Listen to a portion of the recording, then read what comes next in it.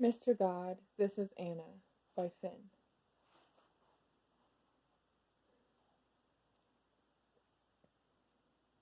On that evening, in a street in East London, I stood with a child in my arms and looked into that lonely cell of humanity. No book learning, no lecture has shown me more than those few moments. Lonely the cell may be, but dark, never. It wasn't dark behind those tear-filled eyes, but a blaze of light.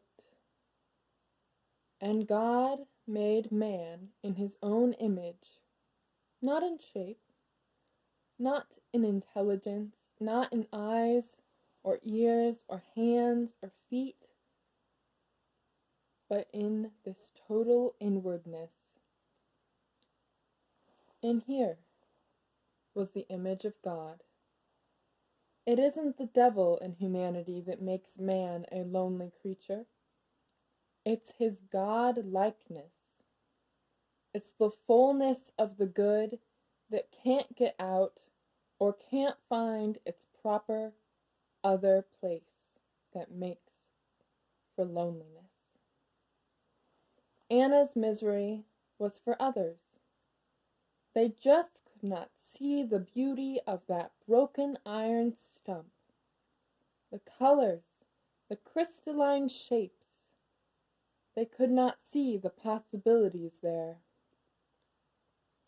Anna wanted them to join with her in this exciting new world, but they could not imagine themselves to be so small that this jagged fracture could become a world of iron mountains, of iron plains with crystal trees. It was a new world to explore, a world of imagination, a world where few people would or could follow her. In this broken-off stump was a whole new realm of possibilities to be explored and to be enjoyed. Mr. God most certainly enjoyed it. But then, Mr. God didn't at all mind making himself small. People thought that Mr. God was very big, and that's where they made a big mistake. Obviously, Mr. God could be any size he wanted to be.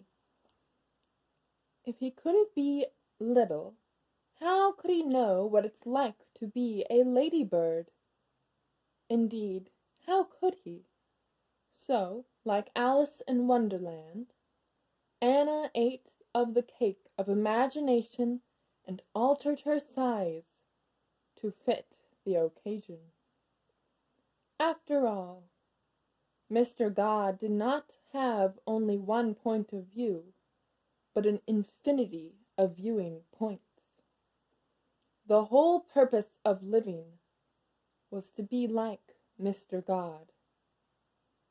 So far as Anna was concerned, being good, being generous, being kind, praying, and all that kind of stuff had very little to do with Mr. God. They were, in the jargon of today, merely spin-offs. This sort of thing was just playing it safe, and Anna was going to have none of it. No, religion was all about being like Mr. God, and it was here that things could get a little tough. The instructions weren't to be good and kind and loving, etc., and therefore followed that you would be more like Mr. God. No! The whole point of being alive was to be like Mr. God, and then you couldn't help but be kind. Be good and kind and loving, could you?